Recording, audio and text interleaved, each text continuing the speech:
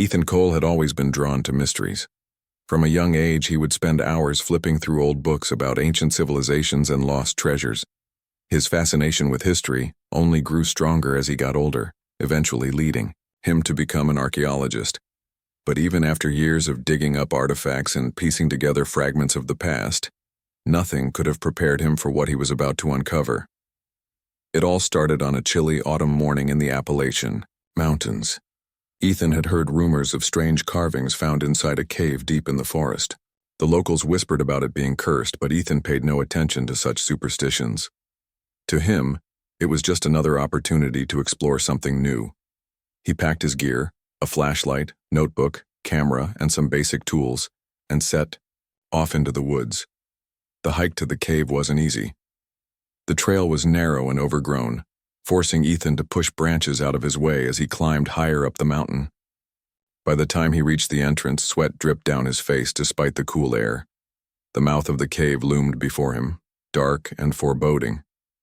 It felt like it hadn't seen sunlight in centuries. Stepping inside, Ethan switched on his flashlight. The beam cut through the darkness, revealing jagged walls covered in moss and lichen. The air smelled damp and earthy, and every step echoed softly against the stone. As he ventured deeper, the temperature dropped noticeably, sending shivers down his spine. But there was something else too. A faint hum, almost imperceptible at first, that seemed to vibrate through the ground beneath his feet. Curiosity drove him forward.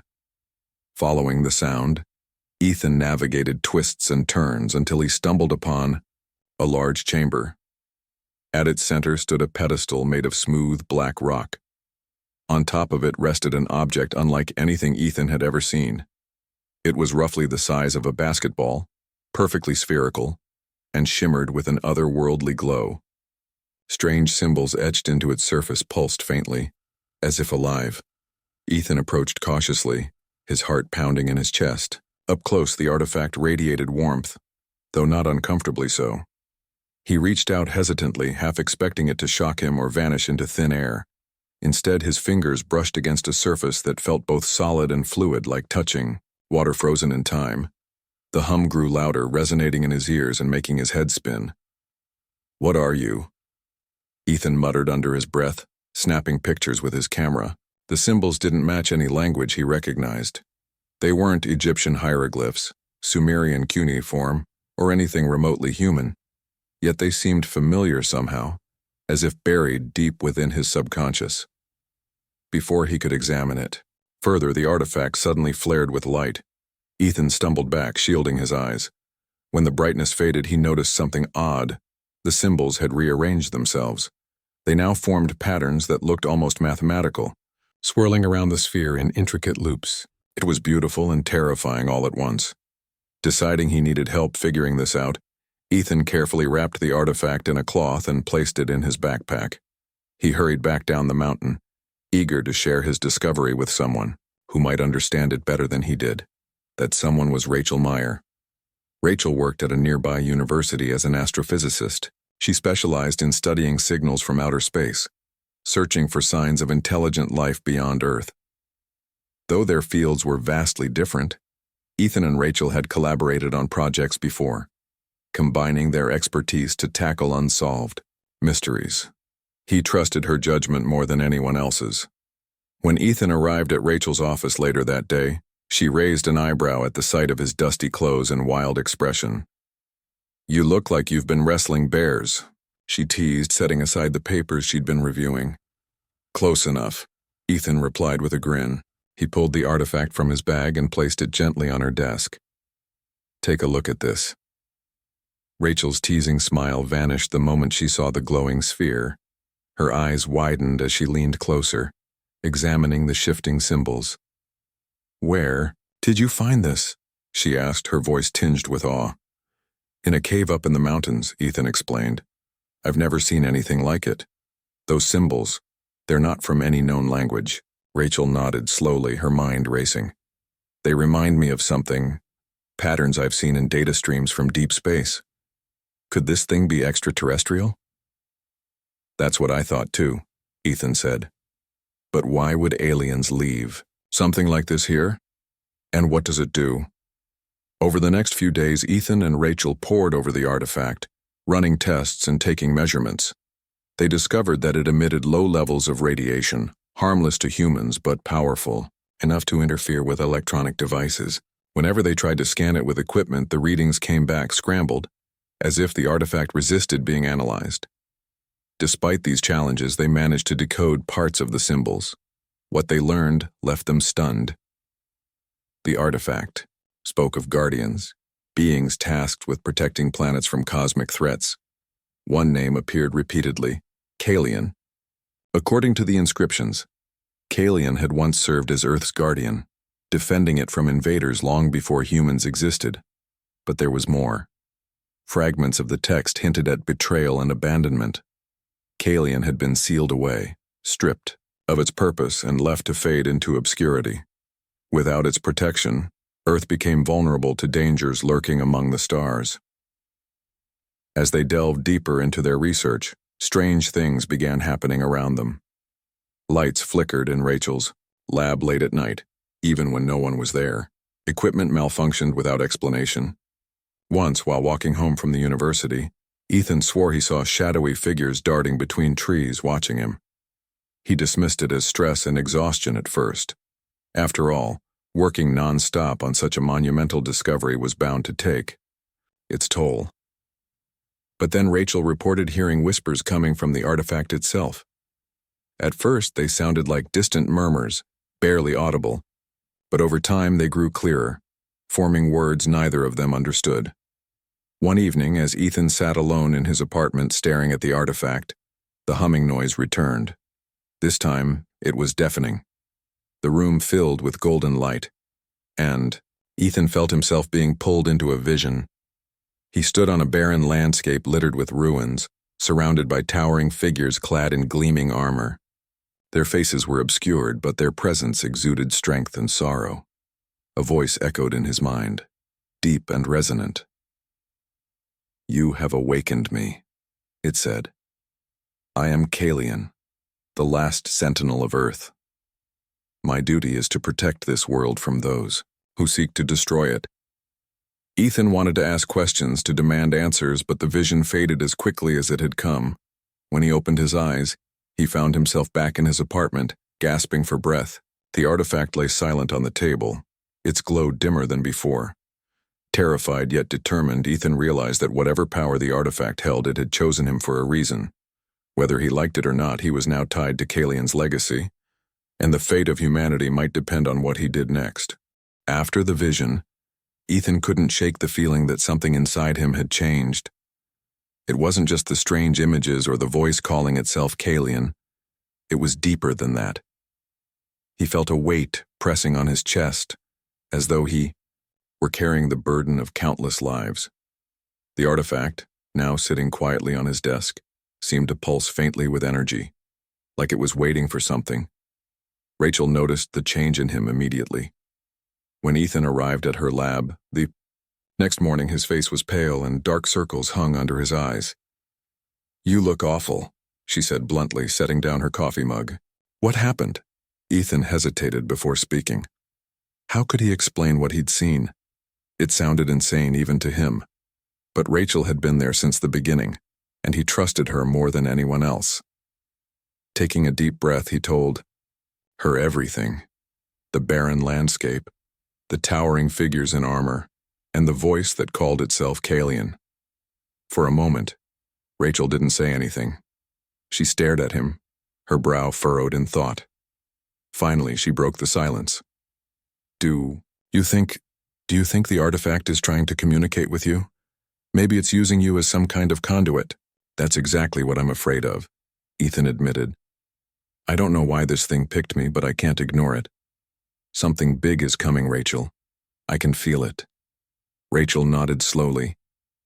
"If what you're saying is true, if Kalian really was some kind of guardian, then we need to figure out how to help you.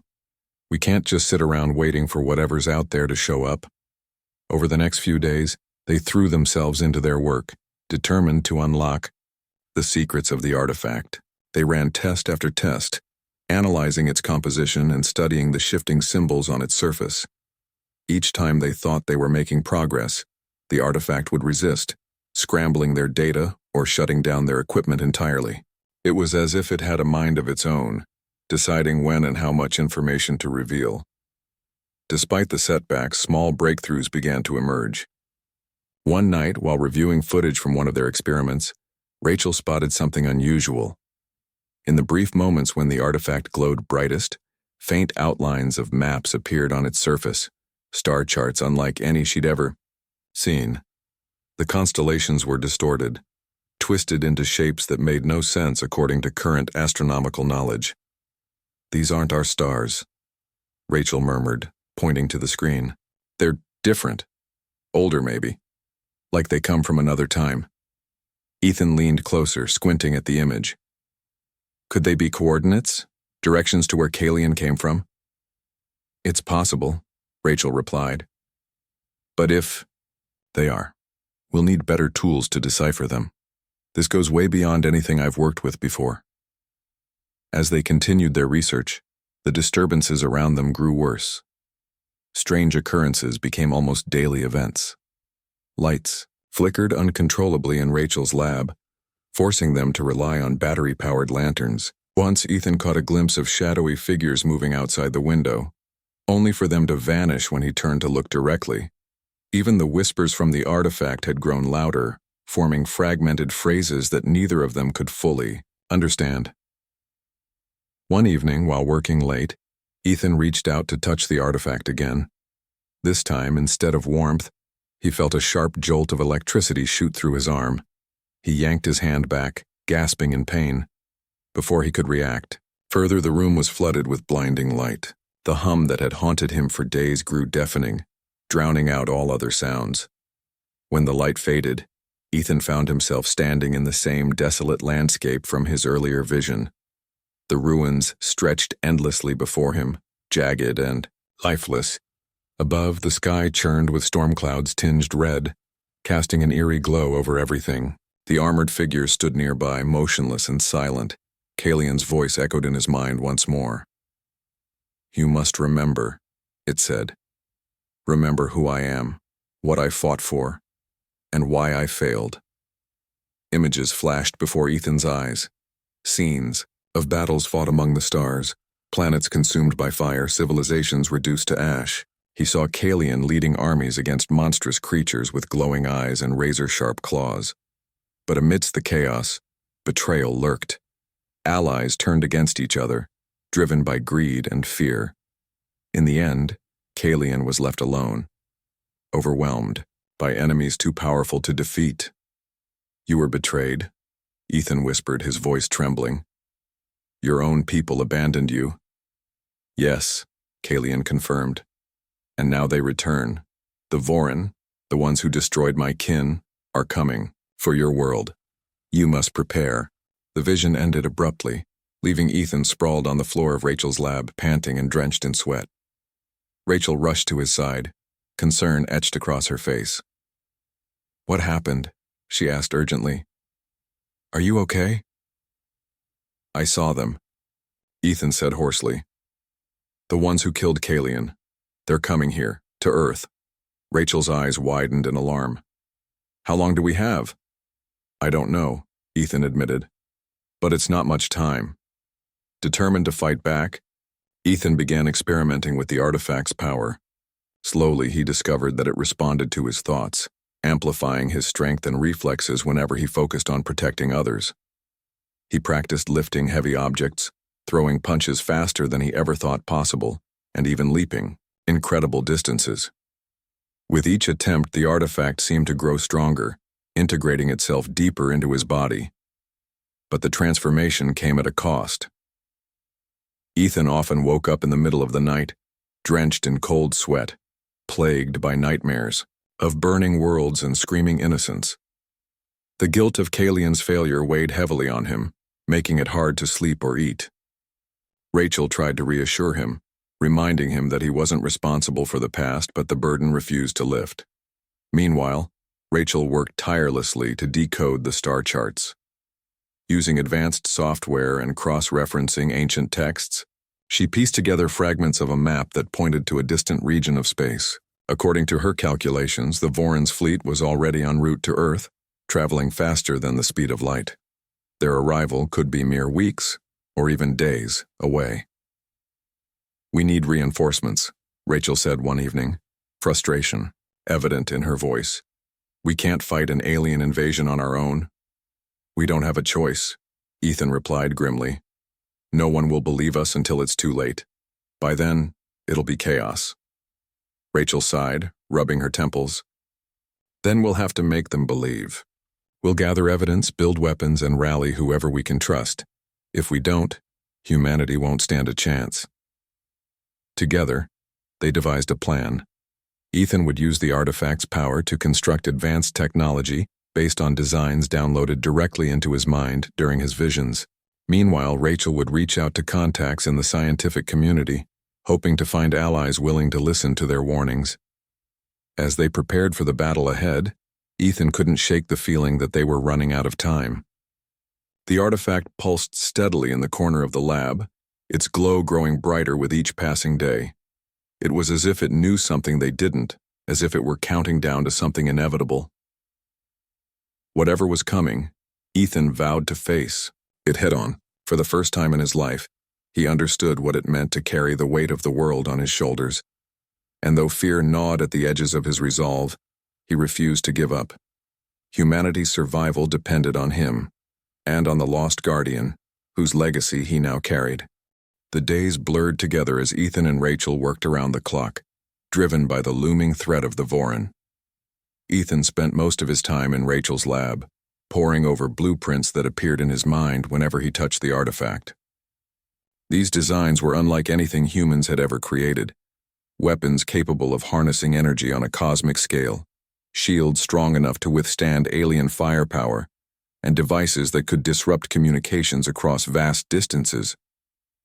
Rachel watched in awe as Ethan built these tools with his bare hands, guided by instincts he didn't fully understand. The artifact seemed to act as both teacher and power source, feeding him knowledge while amplifying his physical abilities.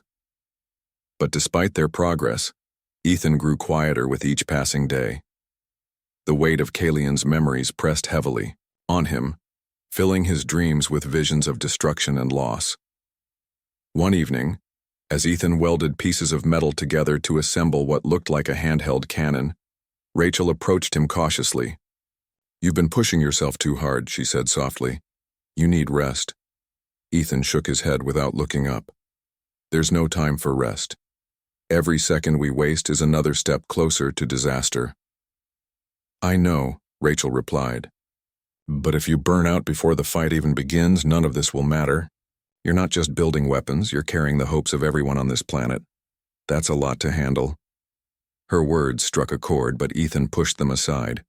He couldn't afford to think about how much was riding on him. Instead, he focused on the task at hand, testing the weapon he'd just finished. When he activated it, a beam of pure energy shot out, slicing cleanly through a steel beam propped against the wall. Satisfied, he set the device aside and turned back to Rachel. "We'll need more than just weapons," he said. "We need people, fighters, strategists, anyone willing to stand against the Voron when they arrive." Rachel nodded. "I've been reaching out to colleagues and contacts who might believe us. It's slow going, most think we're crazy, but I've managed to get a few interested parties on board. One of them is Maya Torres. She used to be a soldier but left the military after her family was killed during some kind of classified incident. If anyone knows how to lead a resistance, it's her." "Good," Ethan said. "We'll need someone like that. Bring her in. We can't do this alone." A few days later, Maya arrived at the lab. She was tall and lean with sharp features and piercing eyes that missed nothing. Her dark hair was tied back in a tight braid, and her posture radiated confidence mixed with caution. As Rachel introduced her to Ethan, Maya studied him carefully, clearly sizing him up. "So, you're the guy carrying an alien artifact around?" Maya asked bluntly, crossing her arms. "What makes you qualified to save the world?" Ethan met her gaze steadily. "Nothing. I'm just the guy who happened to find it. But whether I'm qualified or not doesn't matter. What matters is that something big is coming and we're running out of time to prepare." Maya didn't respond right away. Instead, she glanced at the glowing sphere sitting on the table. "That thing gives me the creeps," she muttered. Then, turning back to Ethan, she added, "Fine. Let's say I believe you. What exactly are we dealing with here?" Rachel stepped in to explain. Using the star charts and data they'd gathered, she outlined what they knew about the Vorin, their origins, their methods of conquest, and their apparent connection to Kalian's downfall. By the time she finished, Maya's expression had shifted from skepticism to grim determination. "This sounds bad," Maya admitted. "Really bad. But if half of what you're saying is true, then sitting around isn't an option. Count me in." With Maya on board, the trio began working even harder. Maya took charge of organizing volunteers, recruiting civilians and former soldiers alike. She drilled them relentlessly, teaching them how to use makeshift weapons and basic survival skills. Under her leadership, a ragtag group of ordinary people began transforming into a cohesive unit, ready to face extraordinary threats. Meanwhile, Ethan continued refining the technology provided by the artifact. With each new invention, he felt himself changing, not just physically but mentally. The guilt of Kalian's past failures weighed heavier than ever, mingling with flashes of anger toward those who had betrayed him. At times, Ethan wondered if he was losing himself to the artifact's influence, becoming more machine than man. Rachel noticed the toll it was taking on him. One night after everyone else had gone home, she found Ethan sitting alone in the lab, staring blankly at the floor. His hands trembled slightly, and his face was pale. "You can't keep doing this to yourself," Rachel said gently, sitting beside him. "You're carrying so much. Kalian's pain, your own doubts, the responsibility of saving billions of lives. It's too much for one person." Ethan let out a bitter laugh. "It's not like I have a choice. This thing chose me, Rachel. Whether I wanted it or not, I'm stuck with it." "That doesn't mean you have to face it alone," she insisted. "We're here. Maya's here. All those people training outside, they're counting on you. But they're also fighting alongside you. You don't have to carry everything by yourself." Her words brought a flicker of relief, but only briefly. Deep down, Ethan knew she was right, but letting go of the burden felt impossible. How could he trust anyone else to shoulder even a fraction of what he carried? As the days passed, strange phenomena intensified. Shadows moved where there should have been none, and whispers echoed through empty hallways. Once, while testing a prototype shield generator, Ethan accidentally triggered a surge of energy that sent shockwaves rippling through the lab. Equipment shattered, lights exploded, and Rachel narrowly avoided being hit by flying debris. "What the hell was that?" Maya demanded, rushing into the room. Ethan stared at his hands, which still crackled faintly with residual energy. I don't know. The artifact, it reacted to something. I lost control." Maya frowned, glancing between Ethan and the damaged lab. "If you can't control it, then maybe we shouldn't rely on it so much. Whatever that thing is, it's dangerous." "It's the only chance we've got," Ethan snapped, his voice tinged with frustration. "Without it, we're dead." Maya opened her mouth to argue but stopped herself. Instead, she sighed and shook her head. "Just be careful, okay? We need you alive and sane if we're going to pull this off." Despite the setbacks, preparations continued. Volunteers trained tirelessly, learning to operate the advanced weapons Ethan had built. Maya coordinated supply runs, gathering materials to fortify key locations around the city. Rachel monitored the skies, scanning for any signs of the Vorin fleet. Then, one fateful night, it happened. While reviewing satellite data, Rachel spotted something unusual, a cluster of objects moving rapidly toward Earth. Their trajectory matched the predictions she'd made based on the star charts. The Vorin were here. "They're early," Rachel whispered, her voice trembling. She quickly alerted Ethan and Maya, who rushed to the lab to see for themselves. Ethan's heart sank as he stared at the screen. Dozens of ships, each massive and bristling with weapons, blotted out the stars. They were days ahead of schedule, leaving humanity with almost no time to prepare. "We need to warn everyone," Maya said urgently. "Get people underground. Fortify defenses. Anything we can do to buy ourselves time." Ethan clenched his fists, feeling the artifact pulse in response to his rising panic. It won't be enough. Not unless I can stop them myself. You're not going out there alone, Rachel said firmly. Whatever happens, we stick together. That's the only way we survive. Maya nodded in agreement. She's right. We're in this together no matter what.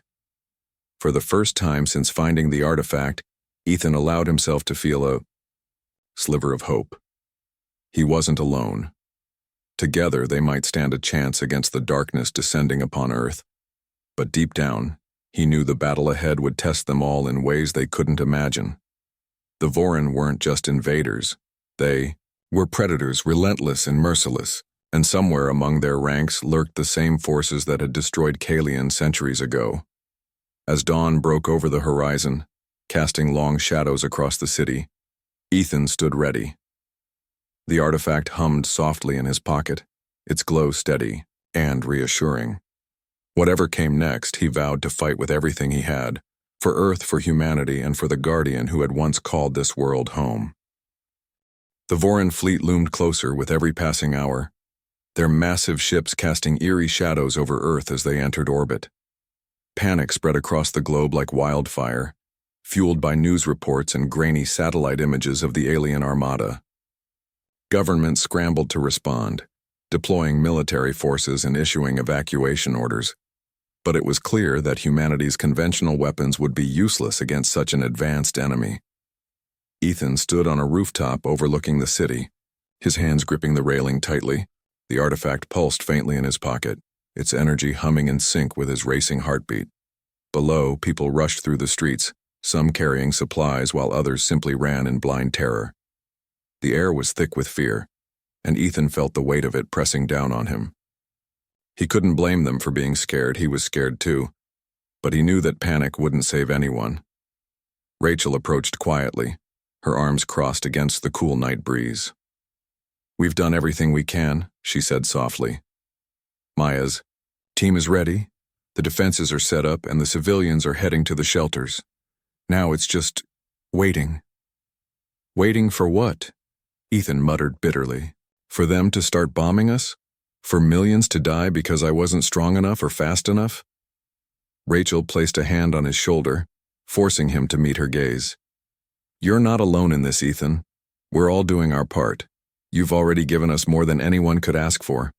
Don't let doubt take that away from you. Her words helped steady him, but only slightly. Ethan turned back to the horizon, where the first flashes of light signaled the beginning of the invasion. Bright beams streaked down from the sky, striking cities and military bases around the world. Explosions lit up the darkness, shaking the ground beneath their feet. The Vorin had arrived.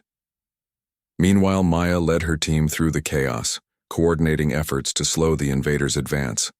They had fortified several key locations throughout the city, setting traps and positioning makeshift artillery powered by Ethan's designs. Though vastly outnumbered and outgunned, Maya refused to give up. She moved among the volunteers, shouting orders and offering encouragement. Stay sharp, she called out as another wave of Vorin drones descended from the sky. Focus your fire on the smaller ships, they're easier targets. The battle raged on, the streets filled with smoke and debris. Despite their best efforts, the human resistance was overwhelmed. The Vorin soldiers were unlike anything they'd ever faced. Tall, insect-like creatures with glowing eyes and razor-sharp claws. Their movements were unnervingly fast, and their weapons cut through steel and concrete with ease. One of Maya's teammates, a young man named Alex, fell during the fighting. His scream echoed in Ethan's ears as he watched from afar, helpless to intervene. It was a stark reminder of the cost of failure and the stakes of what they were trying to achieve. Back at the lab, Rachel monitored communications between Earth's scattered forces and the Vorin fleet. Using equipment enhanced by Ethan's technology, she intercepted fragments of alien transmissions. The language was incomprehensible, but patterns emerged when analyzed alongside the artifact's symbols. Slowly, she pieced together a horrifying truth. The Vorin weren't here just to conquer. They intended to harvest Earth's resources and drain its population of life force. They're feeding off us, Rachel explained to Ethan later, her voice trembling. It's like they're parasites consuming entire planets until there's nothing left. That's why Kalian fought so hard to stop them before. Ethan clenched his fists, anger boiling inside him. They're monsters, and they think they can just waltz in and destroy everything we've built? They won't get away with it, Rachel said firmly. Not if we have anything to say about it. As the days dragged on, the situation grew increasingly dire. Entire cities lay in ruins and millions had perished in the initial attacks. Survivors huddled in underground bunkers praying for salvation that seemed impossible to come by. Above ground, Maya's team fought valiantly, but their numbers dwindled with each passing hour. Supplies ran low, morale faltered, and hope began slipping away. Ethan, however, refused to give up. Deep within the artifact, he sensed a growing power, energy that begged to be unleashed. Each time he touched it, new visions flooded his mind, strategies, tactics, and glimpses of battles yet to come. One image stood out, a towering structure aboard the Voran flagship, pulsing with dark energy. If destroyed, it could cripple the entire fleet. I need to get on board their ship, Ethan told Rachel and Maya during a rare moment of respite. There's something there, an engine or reactor, that powers their whole operation. If I can take it out, we might stand a chance. Maya frowned, clearly skeptical. You're talking about suicide. Even with that thing boosting your strength, you're still just one guy against an army of aliens. It's not just about me, Ethan replied. I'll create a distraction, drawing their attention away from Earth. While I'm gone, you two keep leading the resistance. Every second I buy is another chance for humanity to survive. Rachel stepped forward, her expression resolute. Then we'll make sure your sacrifice isn't wasted. But promise me one thing. You won't face this alone. Let us help you get there.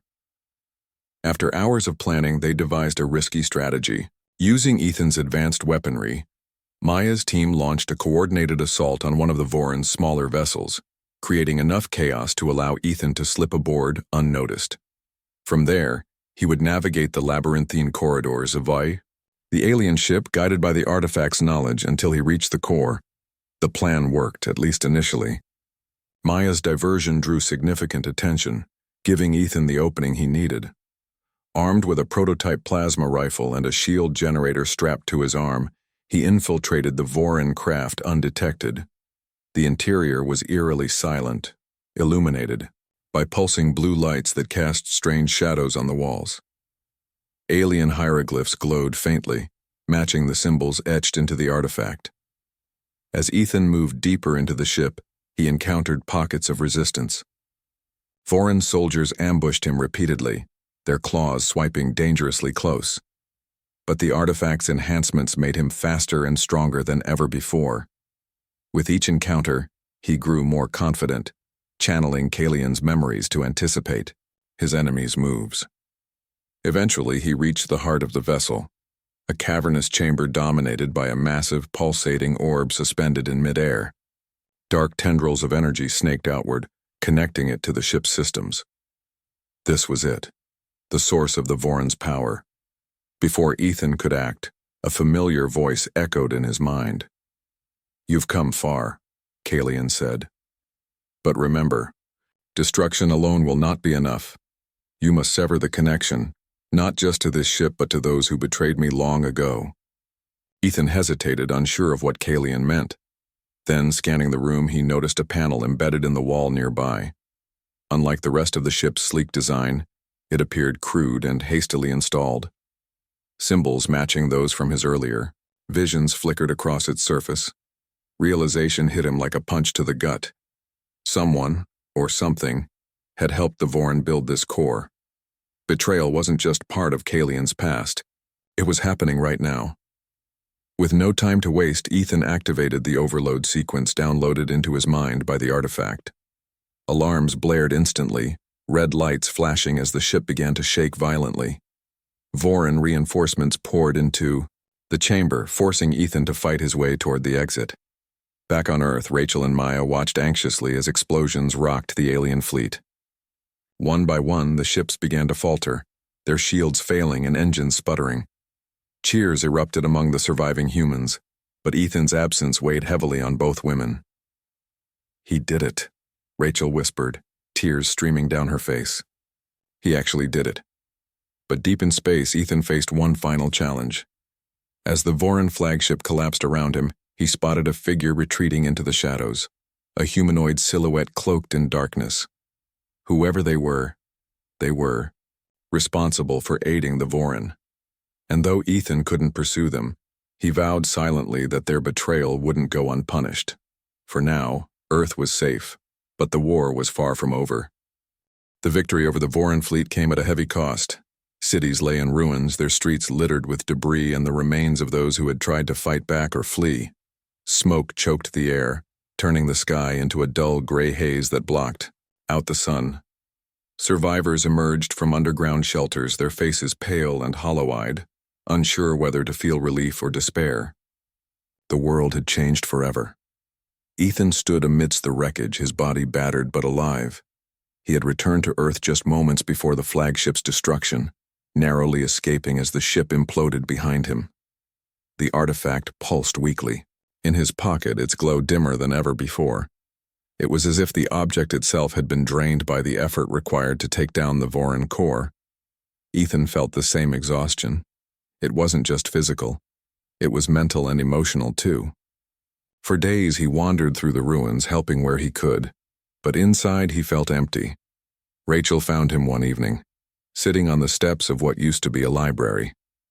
She carried a thermos of coffee and handed him a cup without saying a word. They sat together in silence for a while, watching the sunset struggle to pierce the thick clouds of ash. "You saved us," Rachel finally said, her voice soft. "You gave humanity a chance to rebuild." "Did I?" Ethan asked bitterly, staring into his coffee. "How many people died because I couldn't stop them sooner? How many families are gone because I hesitated?" Rachel placed a hand on his shoulder. "You can't blame yourself for everything. No one could have done more than you did. You fought an enemy no one even knew existed until it was almost too late. That's not failure. That's heroism." Ethan didn't respond. Instead, he looked out at the horizon, where faint stars began to twinkle through the haze. Somewhere out there, the figure he'd seen aboard the Voran flagship still lingered. A traitor who had aided the invaders. Whoever they weren't part of the Voran race. They were human. Or something, close enough to pass as human. The thought gnawed at him, filling him with anger and suspicion. Meanwhile, Maya worked tirelessly to restore order to the shattered remnants of society. With the immediate threat neutralized, she focused on organizing supply chains, distributing food and medicine, and coordinating cleanup efforts. Volunteers poured in from all corners of the globe, united by a shared sense of purpose. But even as they rebuilt, tensions simmered beneath the surface. One day, while overseeing repairs to a damaged shelter, Maya received a message from Rachel. It was brief but urgent. "We need to talk. Now." Maya arrived at the lab to find Rachel, pacing nervously, her laptop open on the table.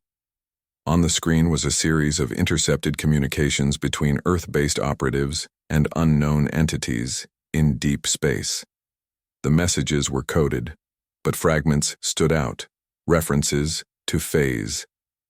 To an Earth's vulnerability. "What is this?" Maya asked, her brow furrowing. "It's proof," Rachel replied grimly. "Proof that someone here, one of our own, is working with whoever helped the Voran. They're planning another attack." Maya's jaw tightened. "Do we know who?" Rachel shook her head. "Not yet. But whoever they are, they're hiding. In plain sight. They've been feeding information to the Voran for years, maybe even decades. If we don't expose them, they'll find a way to bring the Voran back, or worse, invite someone else to finish the job." The revelation hit Maya like a punch to the gut. After everything they'd endured, after all the sacrifices made, betrayal still lurked among them. She clenched her fists, her mind racing. "We need to act fast. If word gets out about this, panic will spread faster than we can contain it. We'll need help," Rachel added. "People we can trust completely. And we'll need Ethan. When Ethan heard the news, his initial reaction was disbelief. You're telling me there's a traitor on Earth? Someone who helped the Vorin destroy cities and kill millions? It makes sense, Rachel explained. Think about it, the Vorin knew exactly where to strike, how to disable our defenses. They had insider knowledge. And that person you saw on the flagship, they must have been coordinating everything. Ethan's hands trembled as memories of the shadowy figure flashed in his mind. Whoever they are, they're dangerous. If they're willing to betray humanity once, they'll do it again. And next time we might not survive, Maya interjected. Which is why we need to find them before they make their next move. Together, the trio devised a plan, using Rachel's expertise in decoding alien signals and Ethan's connection to the artifact. They traced the communications back to their source. Each lead brought them closer to uncovering the truth, but also deeper into danger. Along the way, they encountered pockets of resistance. Not everyone believed their warnings, and some actively worked against them, either out of fear or loyalty to the traitor. One night, while following a particularly promising trail, Ethan and Maya infiltrated an abandoned military base. The building was dark and eerily quiet, its walls lined with rusted equipment and faded posters. As they moved cautiously through the corridors, Ethan felt the artifact pulse in his pocket, warning him of something nearby. Someone's here, he whispered, stopping abruptly. Maya nodded, gripping her weapon tightly. They exchanged a glance, before rounding a corner, and froze. Standing in the middle of the room was a man dressed in civilian clothes, his face calm despite the intrusion. He held a small device in his hand, glowing faintly with the same energy as the artifact. Well, the man said, his tone smooth and mocking. I wondered when you'd show up. Ethan stepped forward, his voice cold. Who are you? What do you want? The man smiled faintly. My name is Daniel Harper. As for what I want, he gestured to the device in his hand. Let's just say I'm making sure humanity evolves or dies trying. Before Ethan could react, Harper activated the device. A surge of energy shot outward, knocking both him and Maya off their feet. By the time they recovered, Harper was gone, leaving behind only echoes of his chilling words. Back at the lab, Rachel pieced together the final pieces of the puzzle. Through painstaking analysis, she discovered that Harper had ties to a secretive organization operating under the guise of scientific research.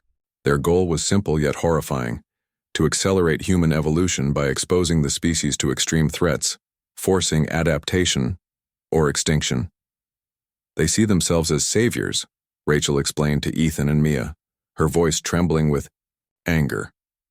They think sacrificing millions now will ensure survival later, but they don't care who gets hurt in the process. Ethan clenched his fists, the artifact glowing brighter in response to his rage. Then we stop them. Whatever it takes. Maya nodded firmly. Agreed. We won't let anyone else decide the fate of this planet. As they prepared for the final confrontation, Ethan felt a renewed sense of purpose. The weight of Kalian's legacy still rested heavily on him, but now he understood something crucial. Protecting humanity wasn't just about fighting external enemies. It was about rooting out corruption and betrayal within. Only then could true healing begin. With determination burning in their hearts, the three of them set out to dismantle Harper's network, knowing full well that failure would mean the end of everything they had fought so hard to save. The road ahead would be fraught with danger, but they faced it together, united in their resolve to protect Earth and its future. The final showdown took place in an underground facility hidden deep beneath a mountain range. It was here that Daniel Harper and his organization had set up their operations, using stolen alien technology to manipulate events on Earth. The air inside the complex was cold and sterile, the walls lined with blinking monitors and humming machinery. Harsh fluorescent lights cast long shadows across the narrow corridors, creating an atmosphere of tension and dread. Ethan, Rachel, and Maya moved cautiously through the labyrinthine structure, guided by the artifact's faint pulses. Each step brought them closer to Harper, but also deeper into danger. Armed guards patrolled the halls, their weapons advanced and deadly. The trio relied on stealth and quick reflexes, taking down enemies quietly whenever possible. Despite the odds, they pressed forward, driven by the knowledge that failure wasn't an option. Finally, they reached a massive chamber at the heart of the facility. Inside, Harper stood beside a towering machine, a twisted amalgamation of human engineering and alien design. Its core pulsed with dark energy, similar to the one Ethan had destroyed aboard the Voran flagship. Wires and conduits snaked outward, connecting it to various systems throughout the base. It was clear that this device was meant to control or weaponize Earth's resources, ensuring humanity's subjugation, or worse. "You're too late," Harper said smugly as they entered, his voice echoing off the metal walls. "Even if you destroy this, there's no stopping what's coming next. Humanity isn't ready to survive, not without guidance." "Your version of guidance involves killing millions," Ethan shot back, his voice hard with anger. "That's not evolution, it's genocide." Harper shrugged, unfazed. "Call it what you want. The truth is, humanity needs tough love. Without external pressure, you'll stagnate, collapse under your own weaknesses. What I'm doing ensures that only the strongest endure." Maya stepped forward, her expression fierce. "You don't get to decide who lives or dies, that's not how it works." For a moment, silence hung heavy in the room. Then Harper smirked, raising the glowing device in his hand. "Let's see if you can stop me." He activated the machine, sending a surge of energy coursing through the chamber. Lights flickered violently, and alarms blared as the core began to destabilize. Sparks flew from exposed wires, and the ground trembled beneath their feet. Harper retreated to a secure platform, above the chaos, watching with detached amusement as Ethan and his team scrambled to respond. "We need to shut it down," Rachel shouted over the noise, pointing to a control panel near the base of the machine. "If we overload the system manually, we might be able to contain the explosion." Ethan nodded grimly. "I'll handle it. You two keep Harper busy." Before either of them could protest, he sprinted toward the panel, dodging bursts of energy and falling debris. The artifact pulsed fiercely in his pocket, feeding him strength and clarity. He reached the controls and began working frantically, inputting commands based on instinct and the knowledge downloaded into his mind. Sweat dripped down his face as the countdown timer on the machine ticked closer to 0. Meanwhile, Maya and Rachel confronted Harper. He fired blasts of energy from his handheld device, forcing them to take cover behind overturned equipment. Maya returned fire with one of Ethan's prototype weapons, her shots narrowly missing Harper as he darted between cover points. Rachel used her technical skills to hack into the facility's systems, attempting to disable Harper's defenses remotely. "You think you're saving the world?" Harper taunted, his voice dripping with mockery. "All you're doing is delaying the inevitable. Sooner or later, humanity will need someone like me to guide them." "No one asked for your help," Maya snapped, firing another round. "We'll find our own way." As the battle raged, Ethan worked tirelessly to stabilize the machine. The artifact glowed brighter than ever before, its energy merging with his own. For a brief moment, he felt Kalian's presence again, a surge of determination and resolve that pushed him to act faster. With seconds left on the timer, he initiated the overload sequence, triggering a chain reaction within the core. "Get out of here," Ethan yelled, signaling to Maya and Rachel. "Now." Maya hesitated, torn between helping Ethan and escaping with Rachel, but Rachel grabbed her arm firmly. "He knows what he's doing, trust him." Reluctantly, Maya followed Rachel out of the chamber, leaving Ethan alone with the collapsing machine. As the energy built to critical levels, Ethan braced himself against the wall, shielding his face from the intense heat and light. The artifact pulsed one final time, its glow fading completely as it expended the last of its power. Then, with a deafening roar, the machine exploded, engulfing the chamber in flames and smoke. The shockwave rippled outward, shaking the entire facility. Maya and Rachel barely made it outside before the entrance collapsed behind them, sealing Ethan inside. Back on the surface, the surviving members of the resistance gathered around Rachel, and Maya, their faces etched with grief and uncertainty. Smoke billowed from the mountainside where the facility once stood, a grim reminder of the sacrifices made to protect humanity. Rachel clutched her thermos tightly, tears streaming silently down her cheeks. Maya stared at the wreckage, her jaw clenched in determination. "He saved us," Rachel whispered brokenly. "Again." Maya nodded slowly. "Yeah. And now we honor him by making sure his sacrifice wasn't wasted." In the days that followed, the world began to heal. Cities were rebuilt, families reunited, and hope slowly returned to those who had lost everything. Though scars remained, both physical and emotional, the resilience of humanity shone brighter than ever. People came together, united by a shared purpose, to build a better future free from fear and betrayal. Rachel dedicated herself to studying the remnants of alien technology recovered during the mission, determined to use it for good rather than harm.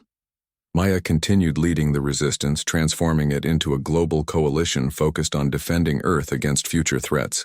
Together, they ensured that Ethan's legacy lived on, not just as the man who carried Kalian's burden, but as the hero who gave everything to protect his home. Somewhere far beyond the stars, another artifact stirred, hinting at dangers yet unknown. But for now, Earth was safe. And though darkness still lingered in the vast expanse of space, humanity stood ready to face whatever came next.